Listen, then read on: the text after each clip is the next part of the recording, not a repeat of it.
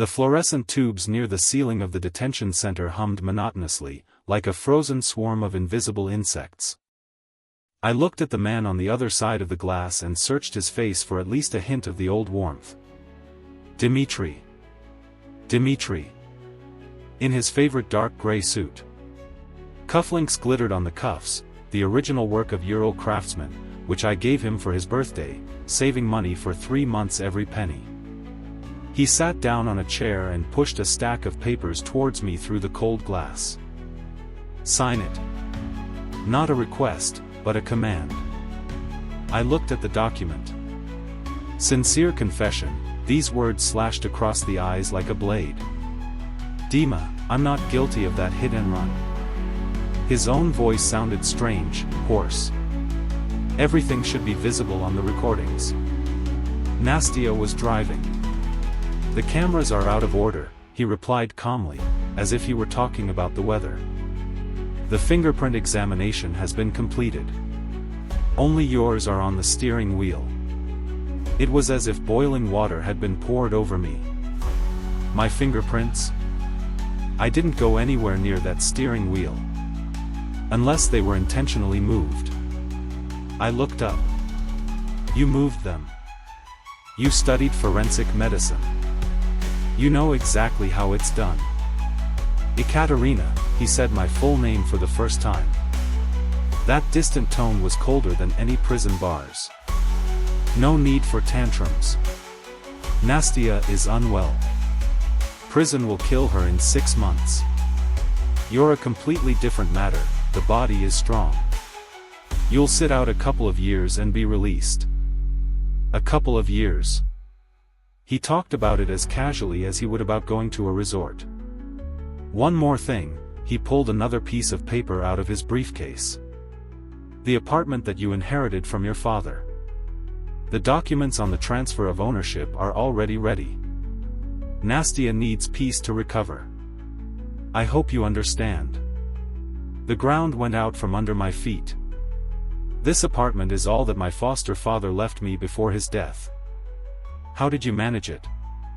Did you forge my signature on the power of attorney? My voice wouldn't work.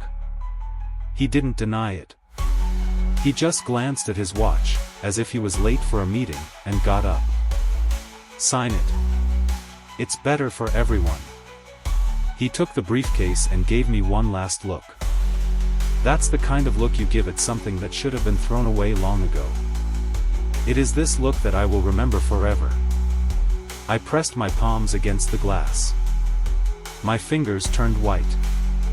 3 years. I was your wife for 3 years.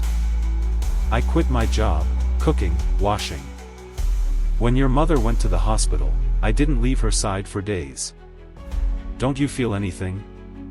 He was already leaving. Every step of his leather shoes on the concrete reverberated in my chest. I sank back into the iron chair. My palms were soaked, and the robe on my back was soaked with sweat. I forced myself to breathe more slowly. 1, 2, 3. Just don't lose it. Not now. I squeezed my eyes shut. 3 years ago, everyone was saying that Dimitri had pulled out a lucky lottery ticket. He was an ordinary lawyer in a modest office, with a jacket too big for him and canteens for 500 rubles. I didn't care about that. The main thing was something else. In a downpour, he gave me an umbrella and got soaked to the skin. How naive I was. I clutched the crumpled sheet. I didn't sign it because of my fortitude. Katya, I just couldn't let Anastasia Sokolova build her future on my wreckage, even if I had to rot in a penal colony to do it. I was taken to solitary confinement. I lay on a hard cot and listened to a woman crying all night outside the wall. My tears dried up the very second Dimitri turned around and left. In the morning, it was not the investigator who entered the interrogation room, but Galina Petrovna, my former mother-in-law. She's wearing the flowered jacket I bought her at the sale. With a fresh perm and bright lipstick. She threw her bag on the table and sat down as if the lady had come to inspect the yard. Katya, explain to me. Dima is asking you for a signature. What's so complicated about that? You're being stubborn, but I feel sorry for Nastenka. A young girl, sick, and an accident. Where does she need such trials? Is it okay for me, then? Of course you will, she replied with conviction. You're tough. When I got sciatica, you carried me from the 5th floor on your back and you weren't out of breath. A couple of years and I'm free again, still young. She reached out to pat my hand. I jerked my hand away. Her face instantly changed. What are you doing? His voice rose an octave. I'm being nice to you. Do you even understand that my son made you human? An orphanage without a family, without a tribe, without connections, without anything. She darted towards me. I didn't shy away. It burned my cheek like a hot iron had been applied. The witch. If you knew how to hold a man, he wouldn't look at others. I slowly brought my fingers to my cheek. The taste of blood appeared in his mouth. Then I looked right at her. Galina Petrovna backed away. Is that all? I asked. Her lips trembled, and she screamed even louder, threatening that I would sign anyway. Then she picked up her bag and ran out the door. Finally, I threw. For 3 years I lived on everything ready-made without a penny dowry. Consider the debt repaid. The door slammed. The pain in my cheek was dulling. There was a strange silence in my soul, like in a cauldron where the water had already boiled over and calmed down. Great. Business reception tonight. Dmitri and Nastia are going to celebrate my verdict. Well, have fun. On the way to the cell, a young warden imperceptibly put a bottle of water in my hand and whispered. Hold on, Ekaterina. There's someone out there looking for a way out for you. I stopped. Outside? Who? There are no relatives. My foster father died 3 years ago. Is there really no one left in the whole world? Then I remembered the antique silver medallion that I had worn since childhood and that Dmitri had pawned. I remembered my father's words before his death. Katенька, your real family will come for you one day.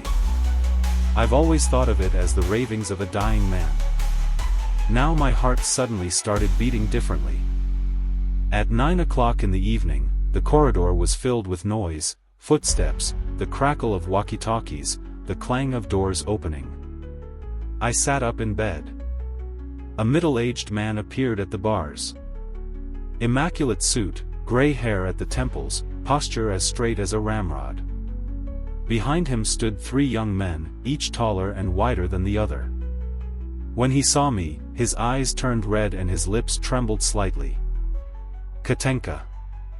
That voice made my hair stand on end. Not fear. Something else is deep, coming from the blood. The door opened. The man stepped inside and reached for my face. I instinctively recoiled. His hand froze in the air. It's me, he said hoarsely. Tears glistened in her eyes. Kатенька, this is your dad. My head started ringing. The tallest of the 3 spoke in a low, velvety voice. Little sister, I'm your older brother. We've been looking for you for 18 years. The second one took out a locket from his pocket, the same ornament, the same shape as mine, only bigger. We got the DNA results 3 days ago, he said. The coincidence is 99.97%. The third one was silent and did not take his eyes off the red slap mark on my cheek. There was something dangerous in his eyes. Who did this? What is it? He asked softly. It seemed to me that it was getting colder in the cell. I couldn't say a word. 3 hours ago, I was thinking about how to face the end with dignity. And now I was told that I was the daughter of one of the most influential industrialists in the country. Don't be afraid, Ivan Nikolaevich Morozov squatted down to look into my eyes. His voice is unexpectedly soft for a man with $1 billion empire. It's all settled. These fake evidence, this so-called examination, your big brother blew everything to smithereens overnight. You're free, Katенька. I'm free. These words struck deep. My eyes stung, not because of Dmitry, not because of the marriage that had collapsed. Because of myself. Because of the one who had been a free servant for 3 years and was supposed to rot in prison at the end. I took a deep breath and swallowed back the tears. The confession has been annulled, the elder brother said harshly. I already have all the evidence of falsification of evidence and bribes to the prison staff. Now Dmitry will have to take your place. The third brother took out his phone, took a picture of my cheek, and said expressionlessly, injury fixation. Ivan Nikolaevich took off his coat and threw it over my shoulders. He smelled faintly of cedar, expensive but restrained. Let's go. I paused. Daddy's taking you home. Leave it for now. There were 3 black Auras with government plates parked outside the rear exit. I settled into the soft leather seat and closed my eyes. Pairs of guards stood by each car. They saw Galina Petrovna's smug face, the third Dmitry's retreating beside him, and Nastia's message. Little sister, what are we going to do about the old hag who hit you? Dima said he loves me more, and a smiling smiley face at the end. I opened my eyes. Mikhail, where is this reception taking place today? The older brother turned to the data. The Imperial Hotel. The main business event of the season. Dmitry got 2 invitations through his company. By the way, one of the organizers is the Morozov Corporation. There was a hint of mockery on his lips. I licked my dry lips. I want to go there. A few seconds of silence. Ivan Nikolaevich turned around from the front seat. Katya. Dad, the word was still unfamiliar on his tongue, but his father's body visibly shuddered.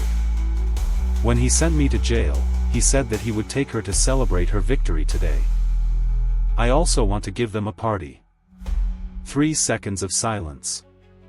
Then Sergei laughed, not with joy, but with predatory anticipation. It's a deal. Let's just get my little sister cleaned up first. The effect won't be the same in a prison uniform. I was wearing a t-shirt under my robe, still smelling of disinfectant. 20 minutes later, the car stopped at a country estate. The Morozovs' temporary residence has a winter garden, a heated swimming pool, and a boutique-sized dressing room. In the bathroom, the hot water washed away 3 days of prison fatigue. The expensive soap has replaced the smell of the insulator. I looked at the handcuff marks on my wrists and the bruise on my shin.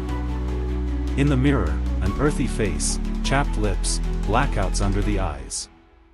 The one Dmitry was talking about. She's strong, she'll serve time and come out. There were 3 dresses hanging in the dressing room. I chose black, strict shoulders, knee-length hem, a row of hidden buttons on the back. Not a fight dress. A funeral dress. The funeral of Dmitry Volkov's dead marriage and reputation. The stylist worked like lightning. He hid the slap mark and removed the bruises under his eyes. The last touch of lipstick, and I barely recognized my own reflection.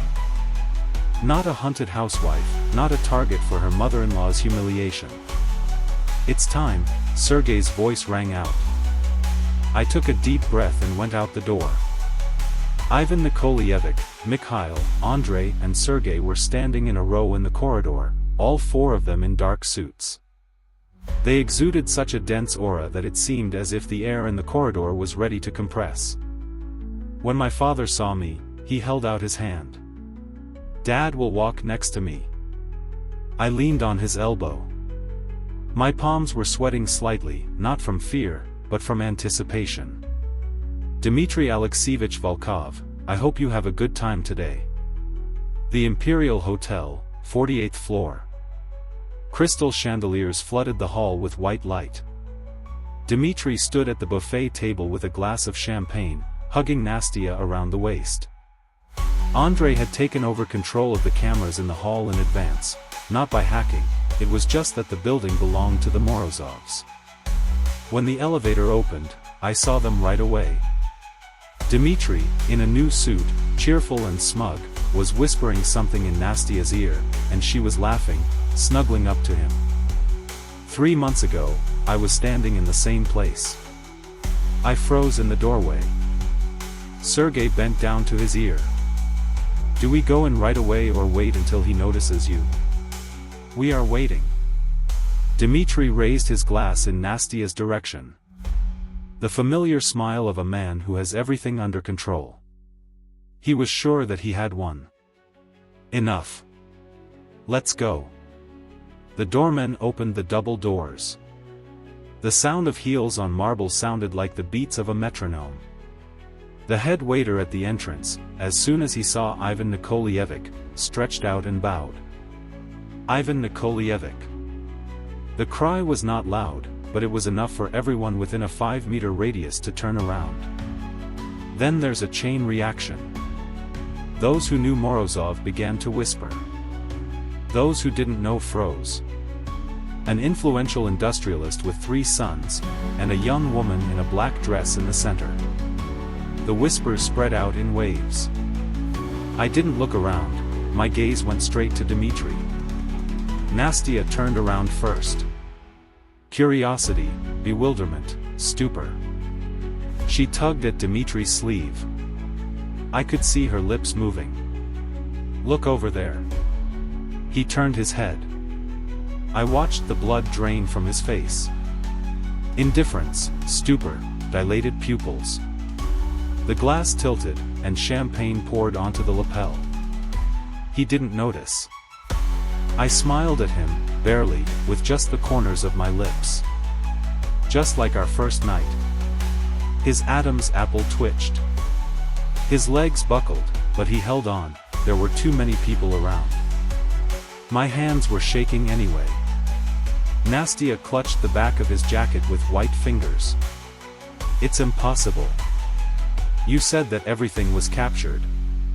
Shut up, he hissed. The corners of my lips lifted slightly.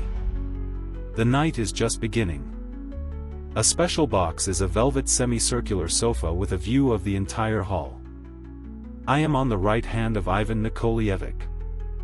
The waiter bowed as he served the drinks. This gesture once again reminded us that the building belongs to us. Dmitri came here to celebrate my verdict, unaware of whose signature is on the documents under this parquet.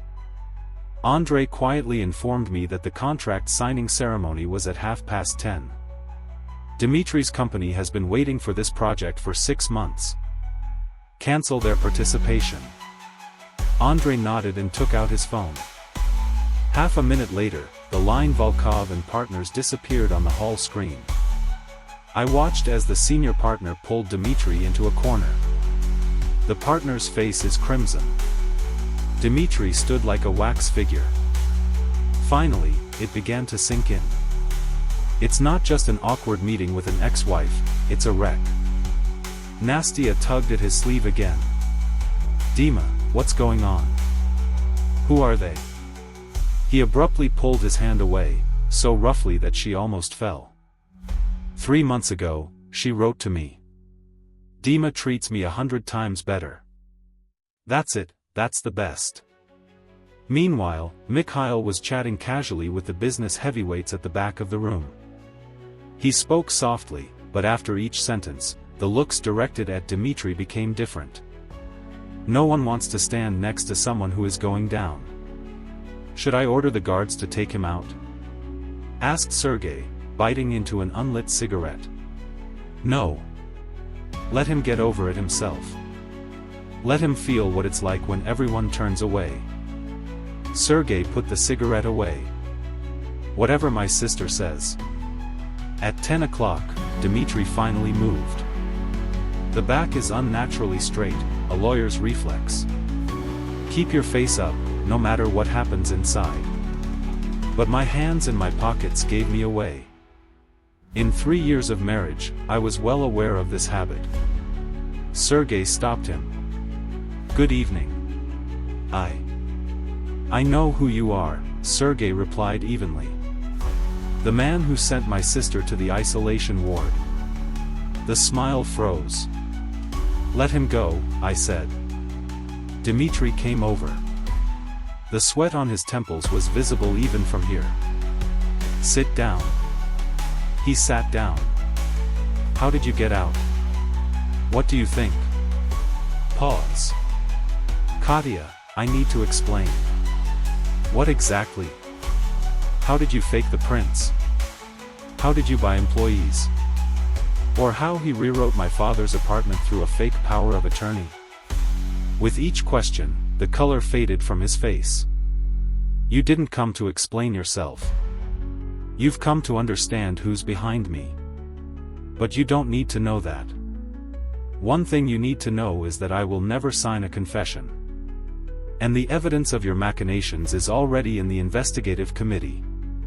He jumped up. I grinned and turned on the recording. His voice from the interrogation chamber sounded in the complete silence of the box, clearly, without interference. Dmitri paid for disabling wiretapping in the detention center. He didn't know about the micro-recorder sewn into the seam of his clothes. In 3 years of living with a lawyer, I've learned one rule. Always collect evidence. You wrote it down. He lunged, and immediately collapsed back under the weight of Sergei's hand on his shoulder. In the presence of your sister, watch your tone. The voice is brotherly, calm. The grip is iron. The conversation is over. Go home and decide where we'll see each other. At the notary or in court. And yes, your contract today has been cancelled. The management of the corporation has come to the conclusion that your company carries reputational risks. Just business, nothing personal. I got up and left without once turning around. In the elevator, I exhaled. There were nail dents on her palms. Are you tired? Asked Ivan Nikolaevich. A little bit. Pretending to be cool for hours on end is a job. You won't have to get into it yourself anymore, Mikhail said. I'll take care of everything. No. I'll do it myself. A short silence. Then at least you can figure it out to be safe, Andrei suggested gently. I looked at them. They've already proved more in a day of dating than Dmitri has in 3 years. Good. Be safe. But I'm holding the knife myself. In the dark, Sergei grinned. Agreed. It doesn't take much skill to break this guy's spine anyway. In bed, I scrolled through the plan. Dmitri will have until morning to get to the dossier on the Morozovs. Then he will understand the scale of the disaster. First he rushes to bite, then he crawls to beg. We need to act faster. I wrote to Mikhail. Check the exact date of their acquaintance with Nastya. The answer came instantly. The correspondence began 6 months before your registration. Previously. My fingers felt cold. Everything was planned in advance. This chronology will prove the deception at the conclusion of the marriage. The court will side with me. I won't let Nastya get a dime. At 7 in the morning, Sergei met me for breakfast. Your still legitimate husband showed up at the office at 6:40. I've been trying to get information on the Morozovs all night. He already knows some of it. He's probably not feeling well right now. I had a quiet breakfast. His senior partner is having talks with ours today. Have Andrei send people and request a replacement contact lawyer. The reason is doubts about Volkov's professional reputation. There is no need to explain anything. The partner will figure it out on his own. Sergei looked at me approvingly. You don't expel them directly, but you make them toxic to the entire board. He'll leave on his own. This is not revenge. It's a management decision. At 10 o'clock, I listened to the video conversations. Representatives of the Morozovs correctly, without unnecessary words, asked to replace the lawyer. No dirt, only reputational and legal risks, long-term trust. The subtext was clear to everyone. The partner immediately announced an internal audit.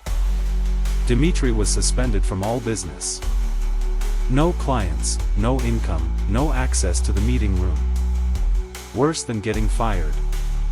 At noon, he called from his office number. Katya. We need to talk. It's my fault. Please. 12:30 p.m., the coffee shop is under your office, I said, and hung up.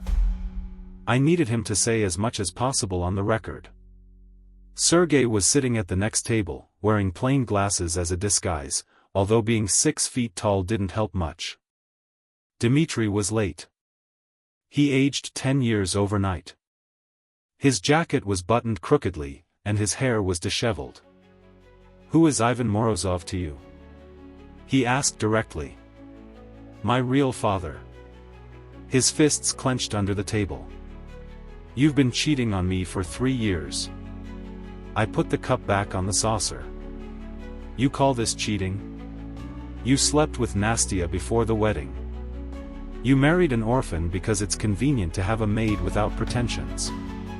Tell me why you came. He offered a deal. All the property, Nastya would leave, the case of falsification was closed. And let's start all over again, he added. I splashed coffee on his hand. You're not suggesting this out of remorse, but because you found out about my father's condition. Who do you take me for? I stood up. The divorce suit will be delivered to you. You won't get any money. The criminal materials are still with the lawyer. If you stay quiet, maybe they'll stay there. If you throw out the trick, you'll go through the stage. I went out into the frosty air. Let's start all over again, Sergei snorted from behind. This guy has more nerve than common sense. Dmitry was pinned against the wall, which meant he was dangerous. Set up surveillance on Nastya. He can turn it in to protect himself. It's already been done, Sergei replied. Our people have been working since morning. She withdrew $2 million in cash today and went to a lawyer for the division of property. To Aline. Interesting. Nastya is preparing to fight with Dmitry for my father's apartment, which he has transferred to her. Let them fight. We are not interfering. But in order for them not to unite against me, I need to push. I asked Andrei to send Dmitry an anonymous letter with 3 words. Nastya, lawyer Aline. That was enough. A paranoid lawyer will instantly dig up everything and realize that his love of his life is sharpening a knife behind his back. In the evening, Andrei sent audio from Dmitry's car. He screamed, she sobbed, accusing him of setting her up. In the end, Nastya slammed the door. Dmitry pounded the steering wheel alone. The crack has gone. The next morning, Mikhail's lawyers filed a lawsuit in court. Not a quiet divorce process, but an open court case. I needed a verdict with a seal. Only a court decision will give a legal basis to cancel the apartment deal. This is a particularly large-scale fraud, not a division of household utensils. Dmitry called again and tried to threaten the press, saying he would launch articles about me being a kept woman. I recorded this conversation. Let him shoot. We will respond at the right moment. He published an anonymous article. The online crowd jumped in willingly. The scandal does not require proof. I waited 48 hours. Then Mikhail's team posted a response package. A notarized DNA test, archival documents, and materials from the criminal case of the abduction of a child 26 years ago. No emotions, just facts. And one line at the end. The truth speaks for itself. The internet turned the other way instantly. A real psychopath is to put his wife away in order to get rid of his mistress. They should be isolated for life. It wasn't a custom wave, it was the living fury of ordinary people. At the same time, the news came. Nastia wrote a statement about the beatings. Dimitri's nerves finally gave out, and he hit her. She handed it over at the police station, and in the case of an accident, the house of cards collapsed on its own. There's a trial on Wednesday. Dimitri looked like a wreck. His lawyer tried to build a defense on the fact that I hid my origin. My lawyer put it in one sentence. Article 27 of the Family Code does not provide for such grounds for challenging a marriage. The party's statement is null and void. Then there are 37 pages of evidence. Correspondence, notes, bank statements, handwriting expertise. At some point, Dimitri jumped up and started shouting about his state of passion and real feelings. The judge cut him off with a hammer. The court is not a confessional, and I am not a priest. Your words are recorded in the protocol. Sit down. His lawyer closed the folder with a loud bang. It was all over. 40 minutes later, the judge announced the decision. The marriage is annulled. The property belongs to me. 5 million rubles in compensation. The apartment deal has been cancelled. The hammer blow put an end to it. No euphoria. Just the feeling of a patient after a tooth extraction. It hurts at the moment, but the dull, toxic pain is gone forever. At the door, Dimitri grabbed me by the edge of my coat. My fingers were shaking. He put a ring on me with the same hand 3 years ago. I calmly released his grip, finger by finger. Goodbye, Citizen Volkov. I walked out without looking back. Sergei was waiting for me on the porch. Smeared? Without a trace. Dimitri was stripped of his lawyer's status. Criminal cases are against him and Nastia. Real terms. There was borscht at home, my father at the head of the table, Andrei peeling shrimps for me, and Mikhail with juice. The message from Galina Petrovna, I beg you to save Demachka, I'm on my knees, I sent to the blacklist without reading it to the end. She didn't think about mercy when she raised her hand in the prison cell. In the evening, on the veranda, I put a silver locket in my palm. Sergei explained that it was my mother's, and she asked me to tell her if they ever found me. She died 5 years after the abduction. It's over, Mom, I whispered. Katyusha, cherries. My father's voice came from below. I ran down the stairs barefoot. In the living room, by the fireplace, 3 grown, serious men in expensive shirts shared a bowl of berries like boys. I snatched the largest one right out from under the nose of an outraged Sergei. For the first time in my life, I didn't have to sit on the edge of a stool and wait for the others to eat. Now I was loved simply because I am. Tomorrow, another life will begin. Without bars and slaps in the face, without the man I trusted and who betrayed me. Just me and the family I lost as a child and finally found again.